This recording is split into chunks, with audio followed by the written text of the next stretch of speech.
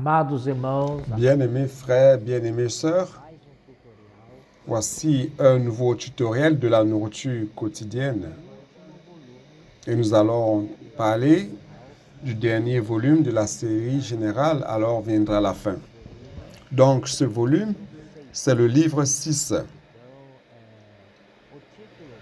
Le titre de cette nourriture quotidienne de ce volume 6, c'est L'avènement du Seigneur est aux portes. L'auteur, c'est Pedro Dong.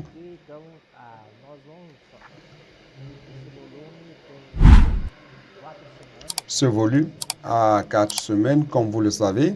Nous avons la première semaine qui a comme titre un avertissement par rapport à l'auto-exaltation et l'hypocrisie. C'est le thème que nous allons aborder beaucoup plus vers la fin, je pense, dimanche, qui parle beaucoup de cela. Et après la semaine 2, c'est le signe de la fin des temps. La semaine 3, l'abominable de la désolation. Semaine 4, l'avènement du Seigneur est aux portes. Aujourd'hui, nous allons parler de la première semaine, le tutoriel de la première semaine. Et la première semaine commence lundi par ce titre. Invité aux noces de l'agneau. Nous avons ici le verset 19. Pardon. Apocalypse 19, versets 7 à 8. Je dis toujours que lundi, c'est un synopsis, un résumé de ce que nous allons traiter dans les jours à venir, les jours de la semaine. Donc, nous avons ici 3 sujets. Le premier, nous allons commencer par montrer que le Seigneur nous a invités à participer aux noces de l'agneau et il nous a aussi donné la charge d'inviter les autres. Ça, c'est numéro 1. Numéro 2, donc aujourd'hui, c'est le temps de préparer nos vêtements afin que nous puissions participer dans le futur à ce glorieux événement. Nous verrons aussi que Jésus, l'agneau de Dieu sans défaut, a été examiné d'une manière exhaustive par les Juifs et il a été approuvé. Ça, c'est le numéro 3. Et finalement, le numéro 4, j'ai parlé de 3 éléments. En fait, il s'agit de 4 éléments. Après cela, il expose le grave problème de ces leaders, principalement l'orgueil. Et nous remercions le Seigneur aussi pour sa générosité. Le Seigneur nous a beaucoup bénis par la parole prophétique, nous donnant la direction et la pratique vient confirmer la parole prophétique. Le Seigneur nous a donné les outils. Je vais citer certains d'entre eux, le colportage dynamique, le colportage par heure, le colportage par opportunité. Cela signifie que n'importe qui d'entre nous, n'importe quel frère de l'Église peut pratiquer cela. Cette pratique nous amène à accomplir la parole prophétique. Et après, nous avons avancé, jeunes gens, les réseaux des connectés et le réseau des hommes de prière. C'est déjà dans les réseaux de soins. Nous rendons grâce au Seigneur pour cela. Alors, donc, commencer Matthieu 22, 9, 10, qui parle des noces de l'agneau. Nous sommes aujourd'hui comme ces serviteurs qui sont allés, ce serviteur qui allait chercher des personnes pour aller à la fête des noces. Allons voir Matthieu 22, de 9. À partir de 9. Allez donc dans les carrefours et appelez aux noces tout ce que vous trouverez. Donc ça, c'est un ordre du Seigneur. Nous devons aller vers les chemins, les carrefours. C'est-à-dire que nous devons aller dans les rues, car les personnes, les multitudes se trouvent dans les rues. Et inviter toutes les personnes aux noces, le plus grand nombre possible que nous pourrons trouver. Quel outil allons-nous utiliser pour atteindre ces personnes? C'est par le puis-je prier pour vous? Ça, c'est la phrase que le Seigneur nous a donnée et nous devons valoriser et cela fonctionne réellement. OK? Oh Seigneur Jésus. Donc, aller dans les rues pour inviter les personnes pour la salle de banquet, pour les noces de l'agneau. Ça, c'est le premier. Et une fois que la personne vient, elle a besoin d'un processus de beauté. Ce processus d'embellissement est dit dans le psaume 45. Allons voir le psaume 45, 13. Allons-y dans le psaume 45, 13. Il dit ceci. Toute resplendissante est la fille du roi dans l'intérieur du palais. Elle porte un vêtement tissu d'or. Elle est présentée au roi, vêtue de ses habits brodés, et suivie des jeunes filles, ses compagnes, qui sont amenées auprès de toi. Donc, lorsque nous nous sommes convertis, nous étions comme cette vierge. D'un côté, nous nous sommes convertis, nous avons reçu la nature sainte du Seigneur et nous avons été introduits dans le palais du roi, introduits dans la maison du roi. Mais nous devions encore passer par un processus d'embellissement avant de rencontrer le roi à proprement parler. Donc, il est nécessaire que nous ayons un vêtement brodé. Nous n'avions qu'un vêtement d'or. Alors, pour rencontrer le roi, nous avons besoin d'un autre vêtement. Et ce vêtement est fait par... c'est un vêtement brodé d'or. Donc, une chose, c'est d'avoir un vêtement couvert d'or. Mais ici, un vêtement brodé d'or, c'est aiguille après aiguille qui pénètre le tissu, brodant. Et cela est d'or. L'or représente la nature de Dieu. Donc, ce processus d'embellissement, c'est cela dont nous parlons. Nous pouvons voir aussi dans Esther. Esther avait été choisie.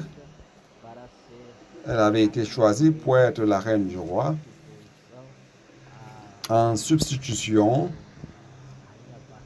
de la reine Vasti qui n'a pas voulu obéir à l'ordre du roi. Ils sont allés chercher dans tout l'empire médo-perse. Ils ont trouvé Esther et le roi a aimé Esther. Et il a voulu qu'elle devienne sa reine. Toutefois, cette femme qui avait été choisie, il était pratique à cette époque qu'une femme choisie ainsi passe par un processus d'embellissement. Chapitre 2, verset 12 d'Esther dit ceci. Chaque jeune fille allait à son tour vers le roi Assuérus, après avoir employé 12 mois à s'acquitter de ce qui était prescrit aux femmes pendant ce temps. C'était le temps de l'embellissement. Il est vrai que ce n'est pas un temps littéral, mais c'est pour montrer que le processus est plus ou moins long. Donc, nous amenons les personnes, nous invitons les personnes aux noces, mais elles ont besoin d'avoir un vêtement propre pour rencontrer le roi. Et pour avoir ce vêtement, ces personnes doivent passer par un processus d'embellissement de 12 mois.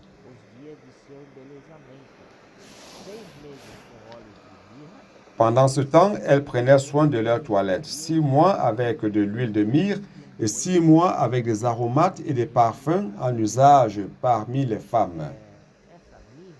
Donc cette myrrhe représente la mort. Et le processus d'embellissement est inclus dans le processus de mort de Christ.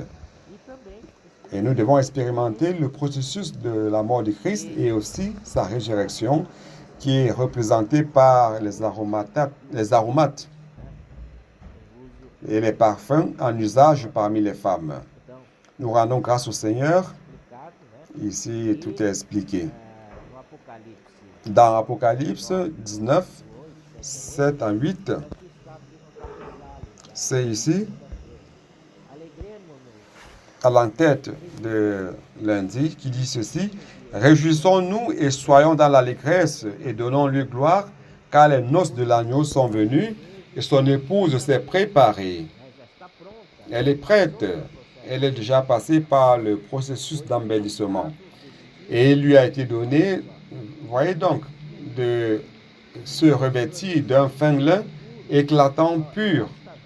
Ce vêtement, appelé vêtement nuptial dans Matthieu 22. Car le fin lin, ce sont les œuvres justes des saints. Donc, ce vêtement nuptial est préparé par qui? C'est nous, chacun de nous, qui sommes responsables pour la préparation de ce vêtement. Après, nous avons le sens spirituel de Sion. Cela est basé dans Matthieu 21. Matthieu 21, verset 5. C'est aussi dans Zacharie 9, 9, dans l'Ancien Testament. Monter sur un âne. Dans l'évangile de Marc, Luc et Jean, décrivent que Jésus est entré dans Jérusalem montant sur un animal de traite. Mais ne mentionne pas l'âne, mais le livre de Matthieu mentionne l'âne et son ânon pour l'entrée triomphale de Jésus dans Jérusalem. Donc ici, c'est bien semblable à Apocalypse 12 que nous avons lu. Je ne vais pas lire à cause du temps. La femme, ici, c'est la femme universelle dans Apocalypse 12. Elle est la représentante de la totalité du peuple de Dieu, tant de l'Ancien Testament comme dans le Nouveau. Cette femme représente la femme universelle. Elle représente tous ceux qui ont cru au Seigneur ou à Dieu. Et elle était donc en travail d'accouchement pour donner naissance à un enfant. Et lorsque l'enfant allait naître, cet enfant mâle allait naître, il allait être enlevé vers le trône de Dieu au 3e ciel. Qu'est-ce que cela a à voir avec nous? Nous avons l'âne et son ânon. Et c'est semblable à Apocalypse 12. Il y a la femme universelle qui représente tous les chrétiens dans toute la chrétienté. Mais elle souffrait les douleurs de l'accouchement pour donner naissance à l'enfant mâle. L'enfant mâle, la parole dit l'enfant mâle, l'enfant mâle ou un garçon représente la partie forte de la femme, la partie vainqueur de la femme. Alors cette partie vainqueur nous représente, nous, dans la vie d'Église, vivant la réalité de l'Église à Philadelphie, pour que nous soyons vainqueurs. Donc,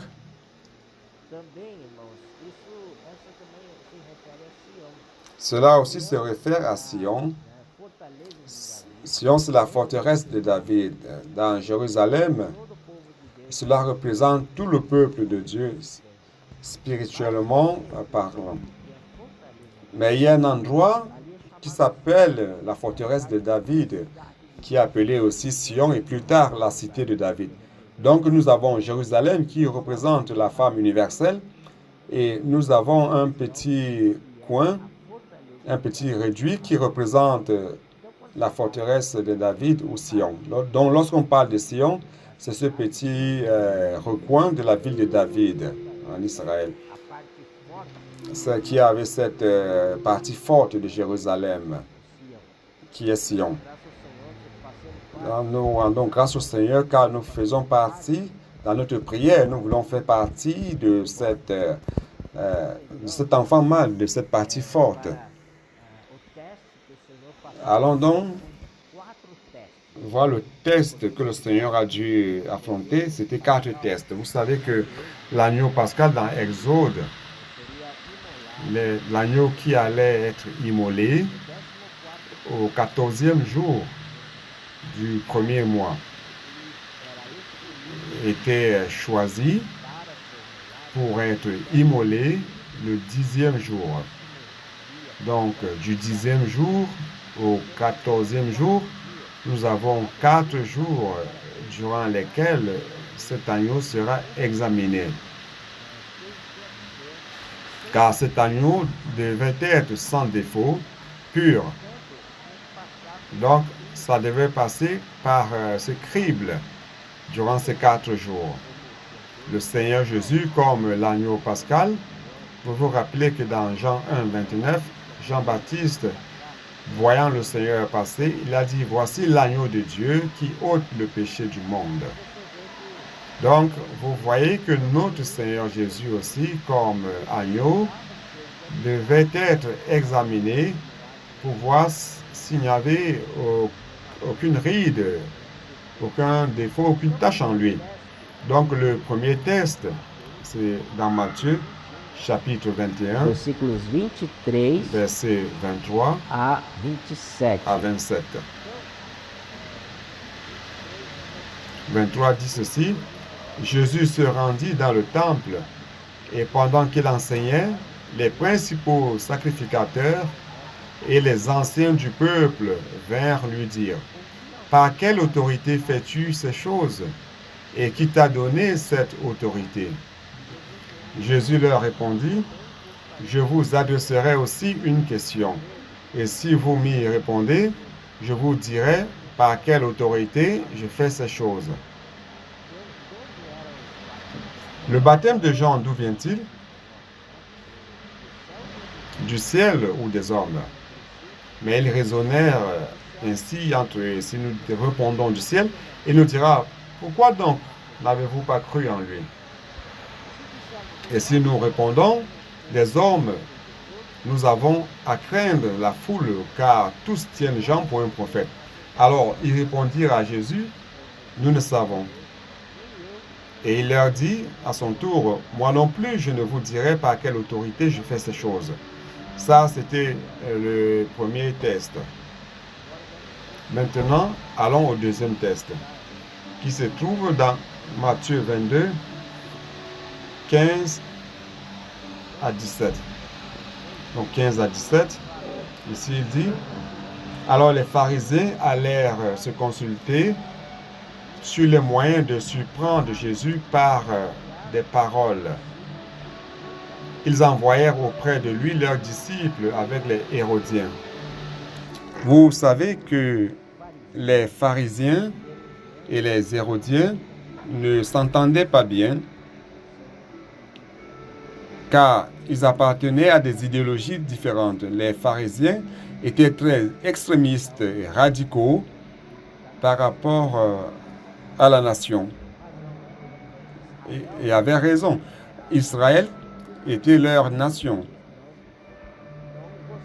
Donc, ils n'aimaient pas que leur nation, que la nation d'Israël, soit dominée par un peuple étranger qui appartenait à l'Empire romain. Donc, ils luttent pour l'indépendance d'Israël. D'un autre côté, on a le groupe des Hérodiens. Les Hérodiens, ce sont les amis de l'Empire romain. Ils aiment être dominés par l'Empire romain.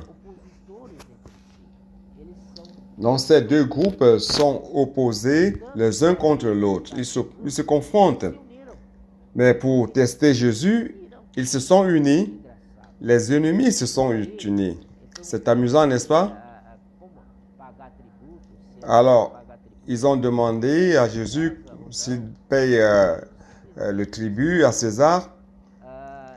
Et Jésus leur a dit tout simplement, c'est au verset 21,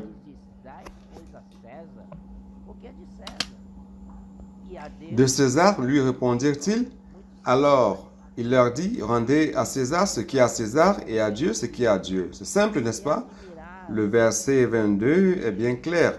Étonnés de ce qu'ils entendaient, ils le quittèrent et s'en allèrent. Ils n'ont pas pu trouver un défaut dans la réponse de Jésus. Allons voir le troisième test. C'est dans Matthieu 22 aussi. Le troisième test. Matthieu 22, 25 à 28. Allons voir qui essaie de tenter le Seigneur ici.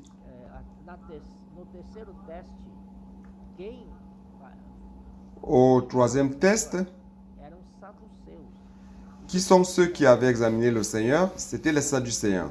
Et permettez-moi d'expliquer un peu qui étaient les Sadducéens. Les Sadducéens étaient des progressistes et ils n'accréditaient pas à la résurrection, ni à l'esprit, ni de rien de tout cela. C'est pour cela qu'ils ont posé une question si absurde que je ne vais même pas lire. Je vais aller directement à la réponse du Seigneur. Alors le Seigneur Jésus a dit, verset 29, « Vous êtes dans l'erreur parce que vous ne comprenez ni les Écritures ni la puissance de Dieu. Car à la résurrection, le Seigneur a parlé exprès de la résurrection car il savait qu'ils ne croyaient pas en la résurrection.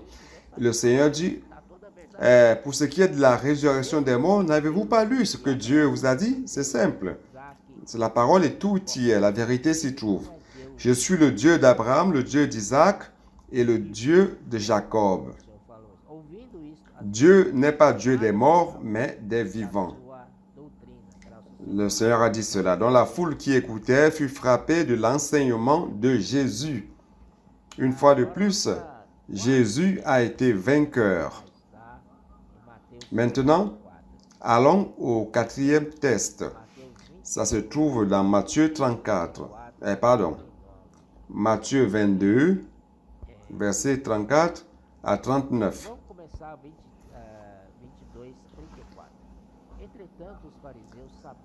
Allons commencer par 22, 34. Les pharisiens, ayant appris qu'il avait réduit au silence les Sadducéens, se rassemblèrent. Ils voulaient réellement piéger le Seigneur Jésus pour l'accuser. Et l'un d'eux, docteur de la loi, maintenant on a un docteur de la loi qui rentre dans le jeu, quelqu'un d'un niveau très élevé parmi les accusateurs du Seigneur. Lui fit cette question pour l'éprouver. Maître, quel est le plus grand commandement de la loi? Jésus lui dit, tu aimeras le Seigneur ton Dieu de tout ton cœur, de toute ton âme et de toute ta pensée. Ça, c'est le premier et le plus grand commandement. Et voici le second qui lui est semblable. Tu aimeras ton prochain comme toi-même.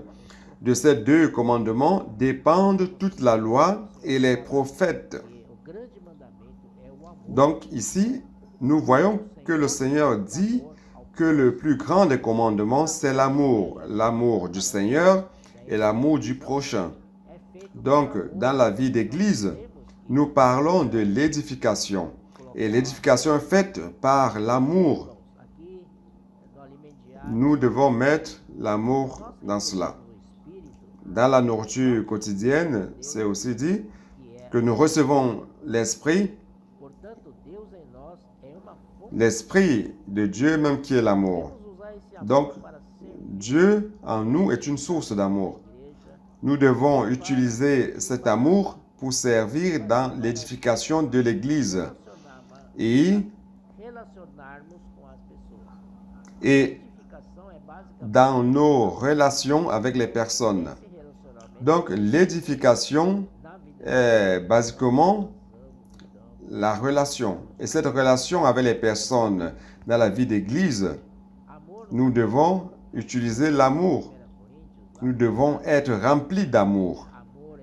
L'amour dans le chapitre 13 de 1 Corinthiens, comme vous le savez, que l'amour est ceci, l'amour est cela, l'amour supporte tout, tolère tout.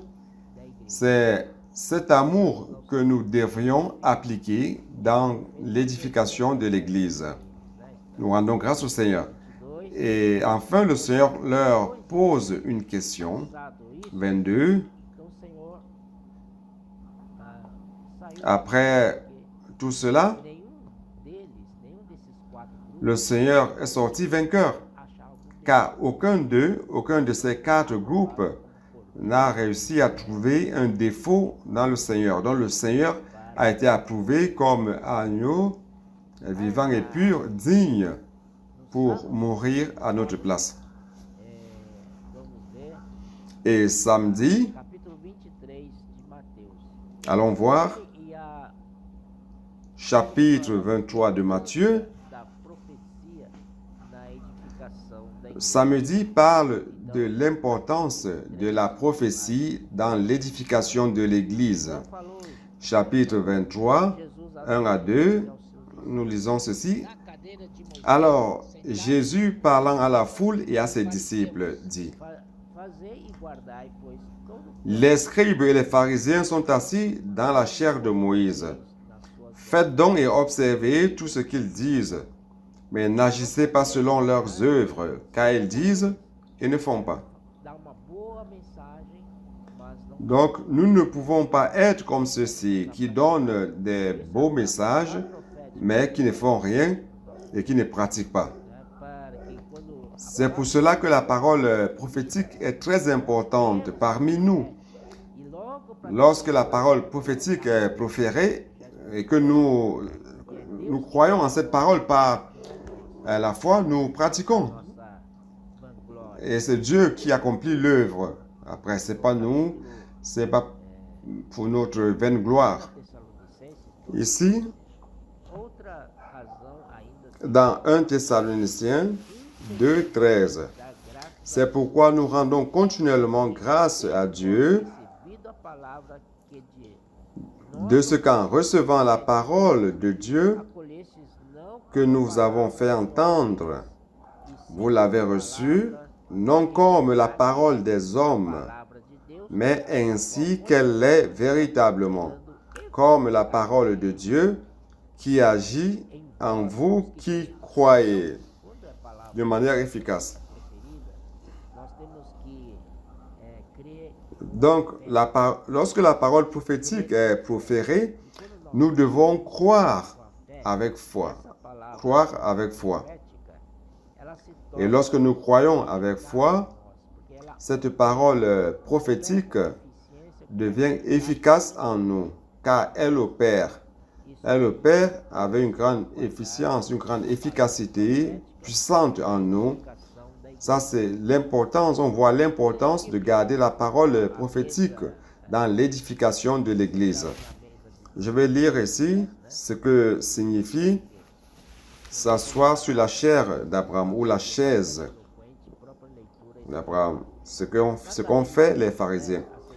Ici, il y a une phrase très éloquente qui explique: les scribes et les pharisiens se sont assis sur la chair de Moïse et le résultat, c'est que le peuple est resté sans direction. Cela ne peut pas se passer dans l'Église, car c'est une situation qui la dégrade. L'apôtre Jean était le dernier prophète à proférer la parole prophétique au 1er siècle. Au 2e siècle, au début du 2e siècle, l'Église s'est arrêtée dans le temps. Alors, c'est alors qu'ont surgi les évêques qui avaient des bonnes intentions. Mais l'Église n'a pas seulement besoin des maîtres mais des prophètes. Deus está restaurando. C'est alors que l'Église a commencé dans sa dégradation et a touché le fond avec l'Église à Thyatire. Et Dieu restaure l'Église, consolidant l'Église à Philadelphie. L'Église de Philadelphie a reçu de Dieu un grand présent, qui sont les trésors de la parole prophétique Voltamos a qui ont été ocupado ouverts. profetas. Ces trésors ont été ouverts et nous rendons grâce à Dieu car nous retournons à la chair de Moïse occupée par les prophètes et non plus par les maîtres. Loué soit le Seigneur. Et finalement, le dernier jour, dimanche, parle de ce point, l'exaltation, l'auto-exaltation versus humilité. E não é de humildade. Nous voyons que les pharisiens, ce sont des exemples de l'auto-exaltation et non d'humilité. E tal, né? Ils aiment être appelés au milieu des places en disant « Oh, un tel, ça va ?» Gosto de se et s'asseoir à la première ligne tornar, né? pour apparaître. Ilúcio. Ils aiment les éloges, Mas isso não ils é aiment o princípio de Deus. devenir illustres devant les hommes. Humildade, né? Vamos. Mais ça, ce n'est pas le principe de Dieu. Acho que Le principe de Dieu, c'est l'humilité. em Filipenses 2, 5 a 11, nós vimos À cause du temps, je ne vais pas entrer dans les détails. contrário aos Philippiens 2, 5 à 11, nous voyons l'exemple du Seigneur, totalement contraire à l'attitude des pharisiens qui aiment l'exaltation, o exemplo do Senhor Jesus não foi essa. qui aiment dire que ce sont eux qui font les choses. Mais frère, l'exemple du Seigneur Jésus n'était pas celui-là. Mas então Il était Dieu, vontade do Pai, mais il n'a pas voulu être égal à Dieu. tomando a forma de homem, Bien le contraire, na figura à cause de la volonté du Père, il s'est vidé comme Dieu. Il a pris la forme d'homme et la forme de serviteur. Il est descendu sur terre. Il s'est humilié jusqu'à la mort et la mort de la croix. Il a obéi à Dieu jusqu'au dernier moment.